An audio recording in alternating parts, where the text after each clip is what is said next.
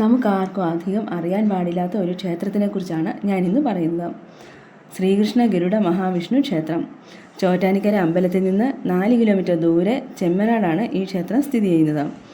ഭഗവാൻ മഹാവിഷ്ണുവും ശ്രീകൃഷ്ണനും ഗരുഡനും പ്രത്യേകം ശ്രീകോവിലുകളിൽ 3 കൊടിമരങ്ങളോടുകൂടി വാണരുളുന്ന അപൂർവങ്ങളിൽ അപൂർവമായ ക്ഷേത്രമാണ് ശ്രീകൃഷ്ണ ഗരുഡ മഹാവിഷ്ണു ക്ഷേത്രം. അവിടെ മഹാവിഷ്ണു മോഹിനി രൂപത്തിലാണ് പ്രതിഷ്ഠ. അമ്മയായിട്ടാണ് സങ്കല്പം. സർപ്പദോഷം, വിദ്യാഭ്യാസം, കുടുംബത്തിൽ ഐശ്വര്യം, വിവാഹം, മഹാവ്യാധികൾ അങ്ങനെ എല്ലാ തടസ്സങ്ങളും മാറ്റി സർവ്വ ഐശ്വര്യവും വന്നു ചേരാൻ ഗരുഡ ഭഗവാനെ ദർശനം നടത്തിയാൽ മതി. അത്രയും ഫലസിദ്ധിയുള്ള ക്ഷേത്രവും കൂടിയാണിത്. ഈ അടുത്തിടെ ഈ ക്ഷേത്രത്തിൽ ഗരുഡ പഞ്ചാക്ഷരി ഹോമവും കാളസർപ്പ പൂജയും നടന്നിരുന്നു. കേരളത്തിൽ ഈ ക്ഷേത്രത്തിൽ മാത്രമാണ് ഈ പൂജ നടത്തിയിട്ടുള്ളത്. ഇവിടെ ഇത് 2ാമത്തെ തവണയാണ് നടത്തുന്നത്.